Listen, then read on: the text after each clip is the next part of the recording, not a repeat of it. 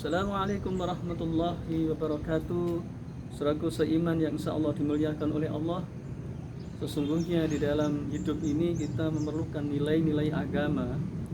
Karena kenapa? Karena sesungguhnya nilai-nilai agama ini adalah aturan dari langit, aturan dari Allah Ta'ala, yang mana dia lebih paham terhadap urusan manusia daripada manusia itu sendiri. Oleh karena itu jangan silau dengan kemajuan teknologi milik orang kafir, orang barat, orang Amerika, orang Eropa yang mereka maju, orang Cina yang teknologinya canggih, ya, mereka hidupnya dipenuhi dengan kemewahan, kemegahan, akan tetapi kosong dalam hati dan pikiran mereka. Kalau kita lihat ya, sekarang ini angka depresi, angka divorce, angka kehancuran keluarga dan individu itu meningkat di kalangan para penduduk metropolis atau mega metropolitan, yakni orang yang tinggal di kota-kota besar, ya, di seluruh negara-negara yang super maju seperti Amerika, Eropa, bahkan Cina. Maka kenapa?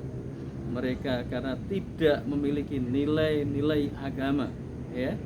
Jadi jangan terlalu bangga pada orang-orang yang mempunyai prestasi di bidang duniawi, akan tetap minim di bidang agama. Itu sangat-sangat bertolak belakang, sangat-sangat naif, ya. Sekarang ini, di tahun ini, bahkan 10 tahun terakhir ini, ya, penguasa negeri ini menggembar-gemborkan kerja tanpa memikirkan nilai-nilai agama. Bahkan kalau bisa nilai-nilai agama dia dihapuskan.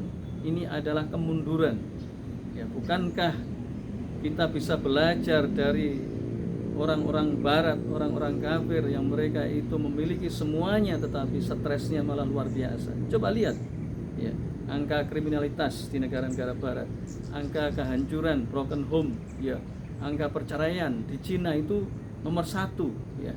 Kemudian di barat itu pelecehan seksual dan seterusnya. Maka apakah mereka tidak memperhatikan perkara-perkara seperti itu? Maka kita akan sampaikan sebuah hadis riwayat Imam Ahmad, ya. Rasul bersabda, la yutrakun nasu say'an, ya, tidaklah manusia itu meninggalkan segala sesuatu min amri dinihim, dari perkara-perkara agama mereka, li islahid dunya, untuk mengambil atau mengejar dunia, ya, hum illa fatahallahu alaihim ma huwa adarahu minhu, kecuali Allah akan timpakan pada mereka perkara-perkara yang membahayakan pada mereka. Hadis Imam Ahmad. Hadis ini mengajarkan pada kita kalau orang itu meninggalkan perintah-perintah agama demi mencapai dunia, demi mencapai kepentingan dunia mereka, maka Allah timpakan perkara-perkara yang membahayakan. Contoh yang paling gampang kita lihat adalah pemerintahan yang ada di negara-negara maju. Apakah itu di Amerika, apakah di Inggris, apakah di Perancis, di Eropa, ya, ataupun di Australia, ataupun di Singapura yang digembar-gemborkan, ataupun di Cina yang dibanggakan selama ini oleh rezim sekarang ini. Maka apa yang terjadi kemudian? Maka mereka bisa menyaksikan, ya, kemewahan, ya, gedung-gedung pencakar langit, kemewahan bangunan-bangunan fisik, kemewahan yang ada di dalam dunia ini, tapi hilang ruhnya. Manusia seperti zombie.